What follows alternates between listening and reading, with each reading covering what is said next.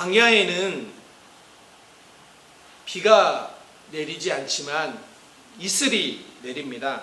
매일 밤에 수억 개의 이슬 방울이 내리는데 그것이 사막을 살린다고 합니다. 사막에 생물이 살 수 있는 이유가 무엇이냐면 바로 이 이슬 때문입니다.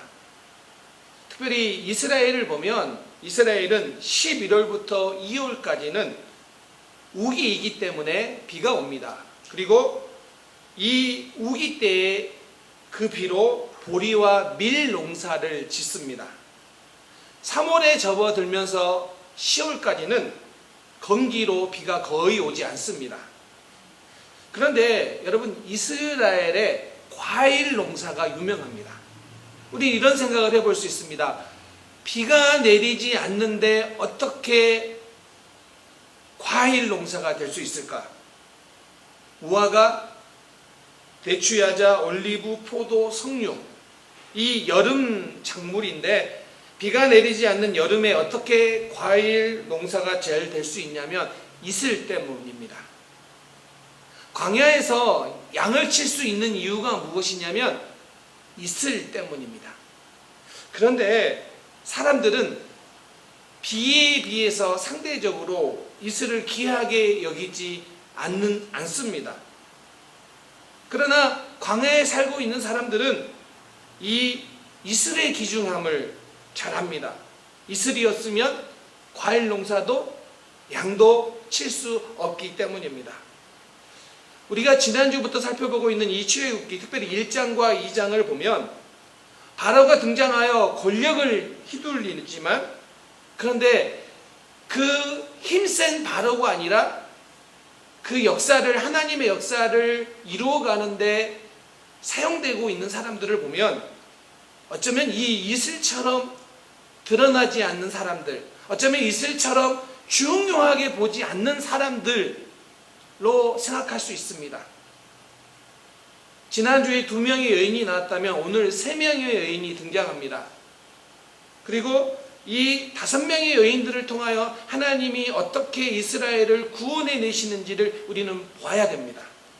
오늘 본문은 지난주 1장에 이렇게 끝이 나죠. 1장에서 아들이 태어나거든 나일강에 던지고 딸이거든 살려두라, 이렇게 끝납니다. 그러니까 딸이면 살려두라로 끝이 나는데, 그런데 이 여인들에 의해서 바로의 계획이 숲으로 돌아가게 됩니다. 그가 살려두라고 이야기한 여인들, 그러나 그 여인들이 바로의 뜻이 아니라 하나님의 뜻을 이루는 사람들이 된다라는 것이죠. 오늘 본문에 모세의 어머니, 모세의 누이, 그리고 바로의 딸이 등장합니다. 그리고 이 3명의 여인들은 2장에 있어서 바로의 계획을 무너뜨리는 결정적인 역할을 하고 있다는 것이죠. 특별한 사람들의 특별한 일이 아니라 평범한 사람들의 그들의 믿음의 일들을 통하여 하나님은 일하고 계신다는 것을 보여줍니다. 자, 이게 왜 중요하냐면 우리가 믿음의 삶을 걸어가는데 하나님이 좀 우리 눈에 보이는 믿음의 일들을 보여주시면 우리가 이 믿음을 길을 걸어가는데 쉬울 것 같지만, 때로는 우리의 생각대로, 우리의 뜻대로 안 되기 때문에 답답한 일들이 너무 많아요. 그때 사람들은 불만을 표시하면서 왜 하나님은 이럴 때 침묵하고 계시나, 이렇게 생각을 한다는 것이죠. 그런데요, 정말 믿음의 눈을 가진 사람은 그처럼 평범한 일상, 아니 때로는 어려운 삶의 한 부분이라 할지라도 그곳에서 여전히 역사하시는 하나님을 볼 수 있다는 것이죠. 오늘 이 여인들이 평범한 일을 한 것 같지만 아니에요. 성경을 자세히 들여다보면 하나님의 일을 하고 있다는 것은 우리는 알 수 있다는 것입니다. 그렇기 때문에 저는 오늘 이 본문을 통하여서 우리가 어떤 영적인 의미를 깨달아야 할까요? 첫 번째는 하나님의 시선으로 볼 수 있어야 된다는 것입니다. 자, 2절에 보면 그 여자가 임신하여 아들을 낳으니 그가 잘생긴 것을 보고 석 달 동안 그를 숨겼으나, 이 2절의 뉘앙스가 마치 모세 어머니가 모세를 낳았는데 그가 얼굴이 너무 잘생겨가지고 숨겨주었다라는 뉘앙스처럼 들리는데, 그럼 우리는 이런 고민을 하죠. 만약에 모세가 태어났는데 모세가 잘생기지 않았다면 그렇게 위험을 무릅쓰고 숨겼을까? 이런 불필요한 의문을 갖게 되는데, 본문의 의미는 모세의 얼굴이 잘생겼다, 그래서 숨겨주었다라고 말하는 게 아닙니다. 그러면 모세의 엄마가 모성애 때문에 아들을 숨겨주었느냐? 그것을 표현한 것도 아닙니다. 오늘 여기에서 모세의 어머니가 그가 잘생긴 것을 보다라는 이 의미는 모세 안에 하나님의 특별한 부르심을 보았다라는 해석이 더 맞습니다. 왜냐하면 여기서 잘생겼다라는 히브리 단어가 토브예요. 어떤 분들은 이 토브를 알 거예요. 좋다, 아름답다라는 의미예요. 그 뜻 외에도 보배롭다라는 뜻도 가지고 있습니다. 자, 모세의 어머니가 모세가 외형적으로 잘생긴 것을 강조하기 위해서 그가 잘생겼다라는 의미를 말하고 있는 것이 아니라, 이것은 창세기 1장을 가지고 해석을 해야 됩니다. 창세기 1장에 보면 이 토브라는 단어가 7번이나 사용됩니다. 하나님이 창조하시고 보시기에 좋았더라. 여기가 토브죠. 하나님이 창조하신 것을 보고 하나님의 계획대로 창조되었던 것을 보고 보시기에 좋았더라 라고 말씀하셨던 것처럼, 모세의 어머니 요게봇이 모생애 때문이 아니라 이 창세기와 연관지어서 이 단어를 사용해요. 그런데 단어만 똑같은 단어를 사용하는 것이 아니라 단어의 비율도 똑같이 사용해요.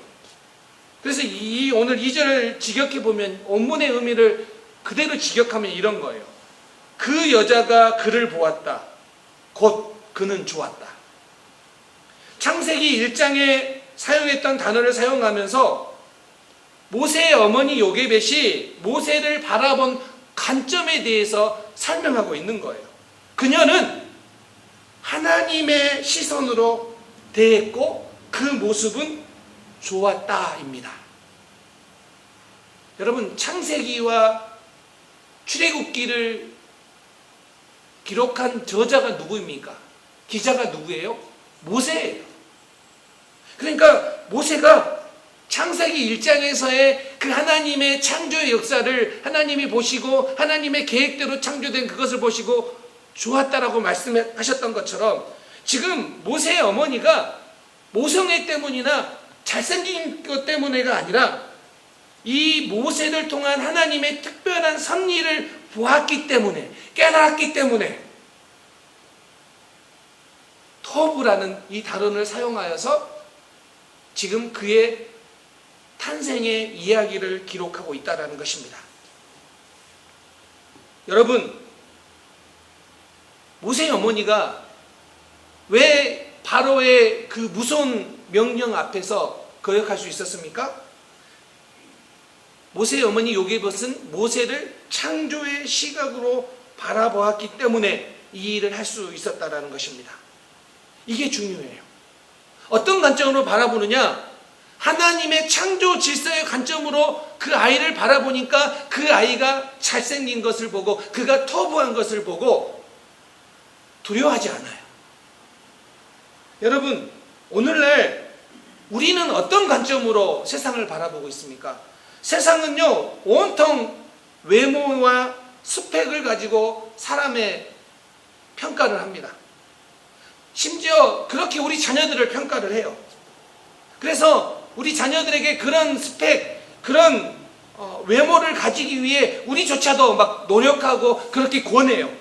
그런데요, 세상에서 부모들만은 하나님의 창조 질서의 모습을 가지고 우리 자녀를 대해야 된다는 거예요. 요즘 아내가 좀 열심히 보고 있는 이 프로가 있는가 봐요. 금쪽 같은 내 새끼 이거인가 봐요. 자꾸 그걸 보고 나면 무슨 팁을 얻었는지 저에게 계속 그 이야기를 해요. 그런데 저희 집에는 그렇게 어린아이가 없거든요. 그런데 TV를 보니까 거기에 금쪽이가 누군지도 몰랐어요. 근데 나중에 알고 보니까 그 금쪽이가 다 그냥 애들이더라고요. 그런데 그 의사 선생님이 제가 누군가 찾아봤더니 크리스찬이더라고요. 근데 그 의사 선생님이 이런 이야기를 했어요. 자녀들을 칭찬하는 것은 결과가 아니라 과정이다. 자란 결과물을 가지고 칭찬하는 것이 아니라 그 과정을 칭찬해 줘야 된다. 공감하는 이야기예요. 여러분, 무엇을 잘하는 것을 가지고 칭찬하는 것은 부모가 아니어도 할 수 있어요. 잘 모르는 사람도 무엇인가 대단한 것을 이루면 칭찬해요. 그런데 부모만은 하나님의 창조의 질서의 그 모습을 가지고 칭찬할 수 있는 유일한 존재예요. 우리 자녀들에게. 다른 사람은 그렇게 못해요. 그런데 오늘 우리마저도 그렇게 칭찬하지 않으면 우리 자녀들은 그 칭찬을 들을 데가 없어요. 여러분, 저는 여러분의 자녀들이 정말 복되어야 된다고 믿습니다. 근데 그 복된 이유가 뭐냐면 창조의 질서의 시각으로 볼 수 있는 부모가 있기 때문에 복되는 거예요. 다른 부모들이 줄 수 없는 거예요. 우리가 하나님을 믿기 때문에 하나님의 시선으로 우리 자녀를 바라볼 수 있기 때문에, 그래서 그렇게 격려하고 그렇게 사랑할 수 있기 때문에 우리 자녀들이 복됨을 믿습니다. 그런데 여러분, 저는 이것이 교회에도 이런 격려와 칭찬이 있었으면 좋겠습니다. 어느 조직이나 일을 잘하면 칭찬을 해요. 그런데 교회는 달라야 되지 않겠습니까? 다 나에게 잘하거나 칭찬받을 일을 하면 잘했다고 칭찬을 합니다. 그런 헌신을 보여주면 수고했다고 칭찬합니다. 그런데 교회만이 할 수 있는 칭찬이 있어야 됩니다. 왜요? 교회는 그리스도의 몸이기 때문에. 하나님의 창조의 질서의 시각으로 보는 성도들이 모여있기 때문에 그 시각으로 상대방을 보고 격려하고 칭찬할 수 있는 곳이 교회여야 된다고 믿습니다. 세상의 클럽들은요, 이렇게 못해요. 세상의 클럽들은 좀 뭔가 잘하면 칭찬하지만 잘못하면 비난하고 정죄해요. 그게 세상의 조직들이에요. 그러나 교회만은 달라야 되지 않겠습니까? 교회마저도 동일하다면 교회의 구별점이 뭡니까? 왜 하나님께서 오늘 이 말씀을 우리에게 주십니까? 모세의 어머니가 모세의 얼굴 잘생긴 것이 아니라 하나님의 부르심이 그 안에 있다는 것을 보니까 바로의 명령을 거절하고 그를 보호해 줘요. 오늘 세상은 전부 다 무엇인가 잘하면 칭찬하는데 교회 성도만은 하나님의 창조의 시각으로 우리의 자녀를 보고 우리의 옆사람을 볼 수 있기를 바랍니다. 여러분, 하나님의 그 시각으로 저를 바라보시기 바랍니다. 아멘. 감사합니다. 저도 정말 그래요.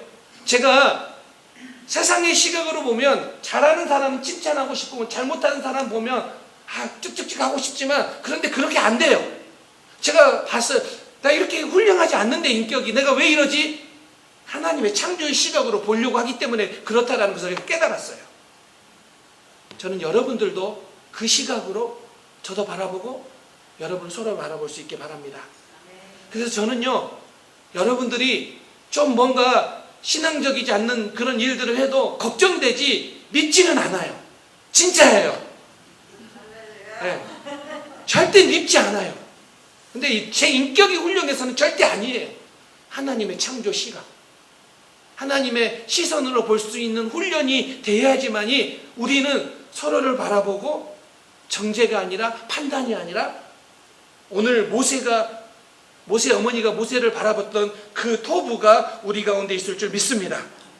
그러면 우리는 현상만 보고 겉으로 드러나는 것만 보고 판단하는 것이 아니라 하나님의 시선으로 바라볼 수 있는 시각이 열려지면 우리의 삶이 달라질 줄 믿습니다.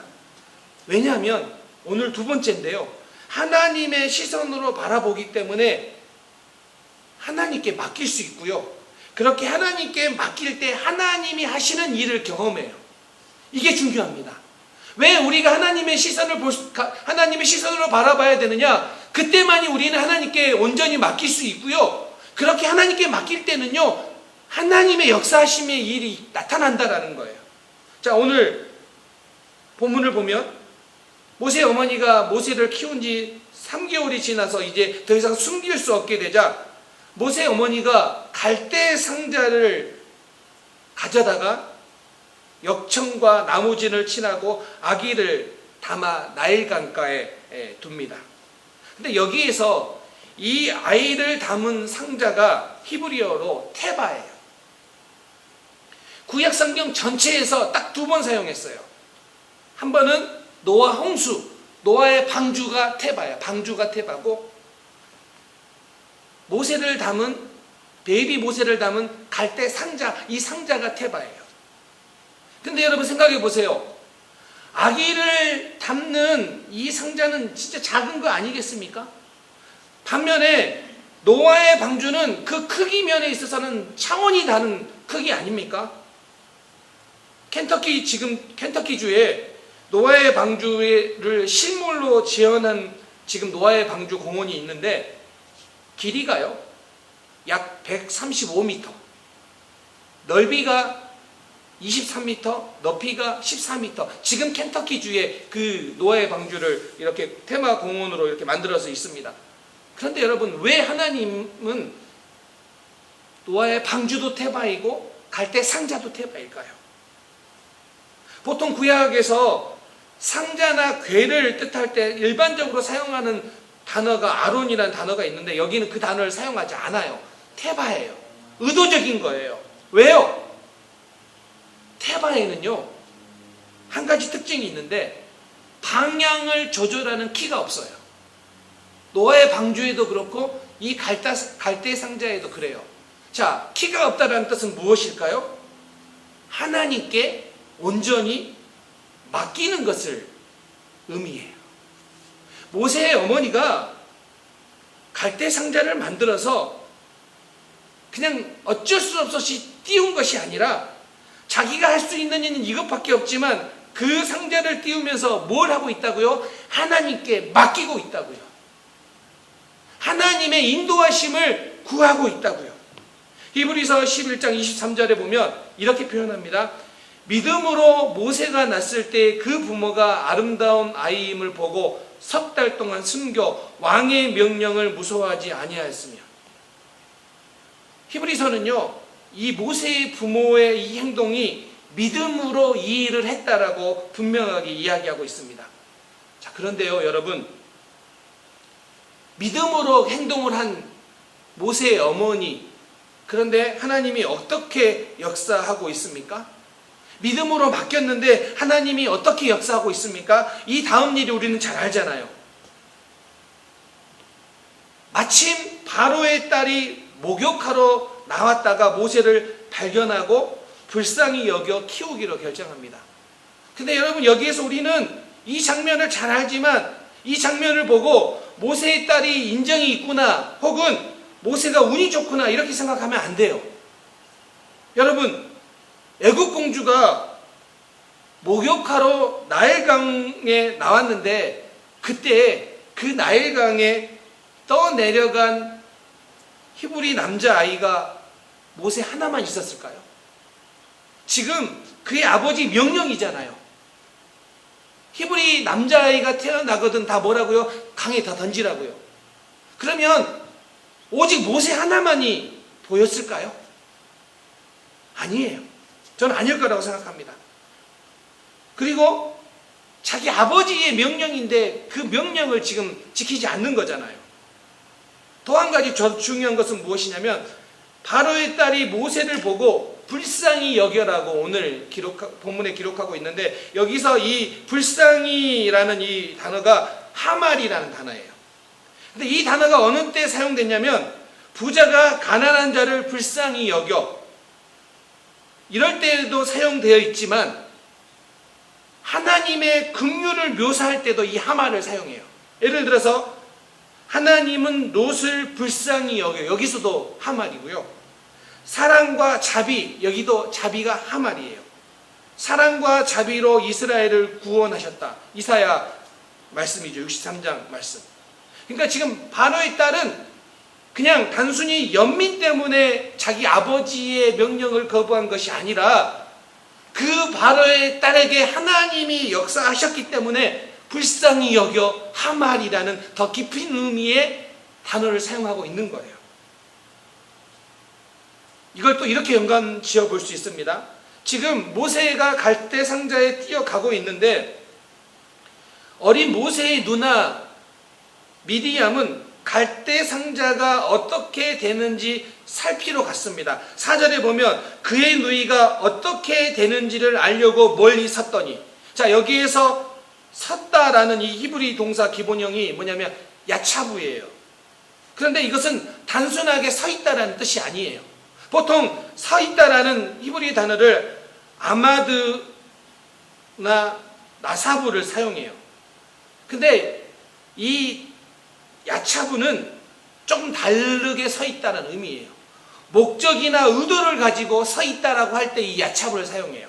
그러니까 지금 모세의 누나 미리암, 그 어린아이는 하나님의 응답을 기다린 하박국처럼 하나님의 구원을 바라보며 서 있어야 되는 백성들처럼 야차부 서 있었다라는 뜻이에요.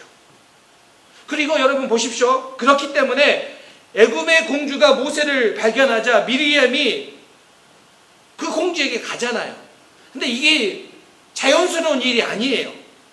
노예 신분인 히브리 소녀가 애굽 공주에게 간다고요? 이거 놀라운 일 아니겠습니까? 게다가 가가지고 뭐라고 이야기합니까? 히브리 여인 중에 유모를 불러다가 젖을 주겠다고 제안을 합니다. 미리암이, 이 어린 소녀가 먼저 제안을 해요. 이거 더 놀라운 거 아니에요? 지금 히브리 남자애를 다 죽이고 있는데 거기에 가가지고 뭐라고 이야기합니까? 이 히브리 남자아이를 위해 젖을 먹일 유모를 데리고 오겠다라고 말하는 게 말이 됩니까? 더 놀라운 제안 아닙니까? 이게 더 놀라운 일 아닙니까? 그런데 애굽 공주가 그 말을 들어요. 왜요? 불쌍히, 하말, 불쌍히 여겨요.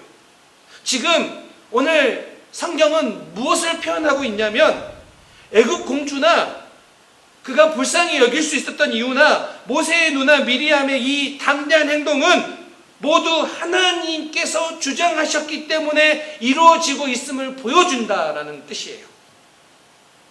여러분, 하나님의 이 놀라운 일하심을 보이십니까? 하나님께 맡겼더니 어떤 일이 일어나고 있습니까? 원래는 죽을 위기에 있는 모세가 이제 친엄마의 손에서 안전하게 키워져요. 더 이상 죽을 걱정을 안 해도 되는 그런 상황이 됐어요. 자기 아들을 죽이라고 명령한 자에게 양육비를 받아요. 돈을 주겠다고 하잖아요. 자기 아들에게 젖을 먹이는데 돈을 받아요. 놀리지도 않죠. 여러분, 하나님께 은혜를 구하고 맡겼더니, 그리고 야차부, 하나님께 맡기고 하나님께 구하고 야차부, 하나님이 어떤 일을 이루신가를 서서 보는 거예요. 그랬더니 하나님께서 애굽 공주의 마음에 하말, 불쌍하게 긍휼한 마음을 심어주셔서 아버지의 명령을 거부하고 살리는 역사가 나타났다라는 것입니다. 여러분, 우리가 하나님의 은혜를 구하고 잊어버리는 것이 아니라 야차부 서 있는 거예요. 기도하며 서 있는 거예요. 하나님이 어떻게 일하실지를 바라보며 서 있는 거예요. 그때 오늘 여기에서 하나님의 역사가 그 여인들 가운데 일어나고 있는 것처럼 하나님이 지금 여러분과 교회 가운데 역사하심을 우리는 보게 될 줄 믿습니다. 며칠 전에 우리가 후원하고 있는 존스턴 선교사님에게 소식이 전해졌습니다. 이 선교사님이 동역하는 우크라이나 선교사님이 이런 글을 연락이 왔대요. 20명의 여자아이와 아이들을 지금 선교사님이 머물고 있는 비엔나로 피신을 해야 되는데 그 20명의 여자와 아이들이 머물러야 될 곳이 필요하다라는 연락이었습니다. 그래서 이 존스턴 선교사님이 3명의 자매들을 받기로 했습니다. 아버지가 군인이어서 나오지 못하고 자녀들만, 딸들만 셋만 피난을 왔는데 18살 여자아이와 12살 쌍둥이 여자아이 이 3명이 이 선교사님 집으로 오기로 결정을 하고 선교사님이 그 글을 소식들을 남겼습니다. 그런데 그 아이들이 오기 며칠 전에 선교사님이 코로나에 걸린 거예요. 그리고 딸도 선교사님 딸 케일린도 코로나에 걸린 거예요. 레베카 선교사님만 안 걸리고 다 걸려서 기도 제목을 포스팅 했더라고요. 저희도 같이 함께 기도했습니다. 그런데 다행히도 그들이 오기 바로 전에 이제 선교사님 몸도 이제 회복되고 그래서 그 세 자매를 이렇게 받았더라고요. 그리고 사진을 찍어서 보여주더라고요. 아직 언어 소통에 문제가 있고요. 이 자매들이 그곳에서 참 어려운 형편에 있었기 때문에 피신해 왔지만 아직도 좀 이렇게 마음적으로는 많이 힘든가 봐요. 왜냐하면 전쟁 중에 있는 그곳에 부모가 있기 때문에. 근데 여러분, 저는 그런 생각을 했습니다. 선교사님이 지금 그 상황 속에서 할 수 있는 최선의 일이죠. 작은 일이지만 최선의 일이죠. 그 어려운 상황 속에 있는 아이들을 받아서 그들을 안전하게 케어하는 것.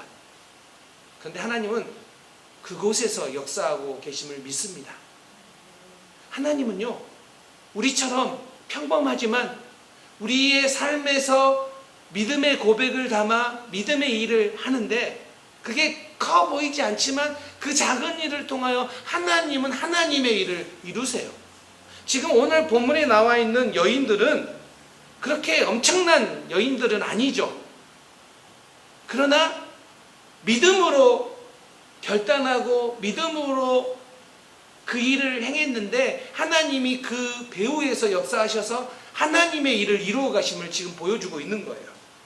여러분, 오늘 2장에 보면 하나님이란 이름이 등장하지 않아요. 오늘 2장 우리가 읽은 본문을 읽어보십시오. 이 여인들은 그냥 그들의 삶에서 그들이 믿음으로 행동을 하지만 하나님의 이름이 등장하지 않는데 무엇을 이야기할까요? 하나님은 평범한 사람들의 믿음의 행동을 통하여 그 배후에서 역사하고 계심을 보여주고 있는 거예요. 우리가 어떻게 하나님의 일을 감당할 수 있습니까? 엄청난 일이 나한테 기회가 주어지면 하겠다고요? 아니요. 오늘 여기에서 평범한 일이라 할지라도 믿음으로 내가 선포하고 하면 그 일이 이루어지는 거예요. 하나님이 역사하시는 거예요. 저는 오늘 존스턴 선교사님도 마찬가지로 믿습니다. 우리가 기도하고 여러분 기도해 주십시오. 선교사님을 위해서, 그 사역들을 위해서. 우크라이나와 근접해 있기 때문에 그곳에 있는 사람들, 선교사님들과 함께 콜워크하면서 지금 사역하고 있는데 그 일을 선교사님이 감당하는데 우리가 함께 후원하고 기도하고 있어요. 그리고 선교사님은 그걸 되게 감사하고 있어요. 그런데 그런 일들을 통하여 하나님의 일들은, 하나님의 놀라우신 일들은 역사함을 믿습니다. 저는 비록 그 자매들이 그리고 그 상황들이 되게 어렵지만 하나님이 그곳에서 어떻게 일하실지를 바라보며 기도합니다. 단순히 그냥 전쟁이 멈추게 해주세요, 그걸로만 끝나는 것이 아니라 그 너머에 역사하신 하나님의 일들이 있게 해 주옵소서. 저는 오늘 우리 삶 속에 내 뜻대로 되지 않는다고 해서 쉽게 화내거나 실망하거나 분노하지 말고 그 일 가운데 하나님이 어떻게 일하시고 하나님의 선하심이 나타나는지를 보면서 믿음의 일들로 여러분 삼으시고 하나님께 맡기시기 바랍니다. 그때 하나님의 일하심이 나타날 줄 믿습니다. 말씀을 마무리하려고 합니다. 이 모세의 이야기는 마태복음의 예수님의 이야기를 예표합니다. 유아 살해라는 잔인한 명령이 있었지만 몇몇 사람들의 신실한 행동 때문에 이 일들이 그들의 원하는 대로가 아니라 계획대로가 아니라 하나님의 역사하심대로 이루어졌던 것처럼 하나님은 신실한 행동을 통한